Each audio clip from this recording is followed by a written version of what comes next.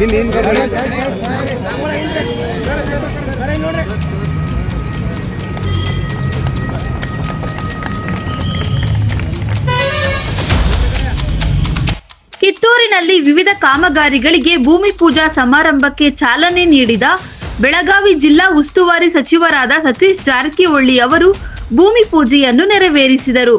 ಈ ಸಂದರ್ಭದಲ್ಲಿ ಕಿತ್ತೂರಿನ ಶಾಸಕರು ಆದ ಬಾಬಾ ಸಾಹೇಬ್ ಪಾಟೀಲ್ ಮತ್ತು ಪಟ್ಟಣ ಪಂಚಾಯತ್ ಸದಸ್ಯರು ಮತ್ತು ಗಣ್ಯರು ಹಾಜರಿದ್ದರು. ಕಾಮಗಾರಿಯನ್ನು ಪೂರ್ಣಗೊಳಿಸಲು 25 ಕೋಟಿ ರೂಪಾಯಿಗಳನ್ನು ಬಿಡುಗಡೆ ಮಾಡಿದ್ದಾರೆ.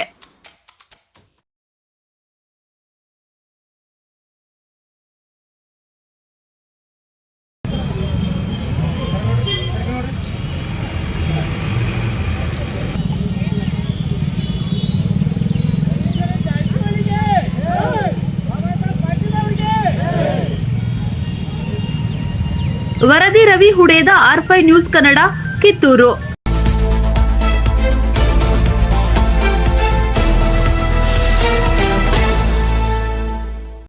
ಭ್ರಷ್ಟಾಚಾರ ವಿರೋಧಿಸೋದೇ ನಮ್ಮ ವಾಹಿನಿಯ ಮುಖ್ಯ ಉದ್ದೇಶ. ಸಮಾಜದ ಕಣ್ಣು ತರಿಸುವ ಸುದ್ದಿಗಳು ನಮ್ಮ R5 ಸುದ್ದಿವಾಹಿನಿಯವೇ. ನಿರ್ಭಯ, ನಿಷ್ಠುರ ಮತ್ತು ನಿಷ್ಪಕ್ಷಪಾತದ ಸುದ್ದಿಗಳನ್ನ ಬಿತ್ತರಿಸುವುದು ನಮ್ಮ ವಾಹಿನಿಯ ಮುಖ್ಯ ಕೆಲಸ. ನಿಮ್ಮ ಹಕ್ಕುಗಳಿಗಾಗಿ ನಮ್ಮ ಹೋರಾಟ.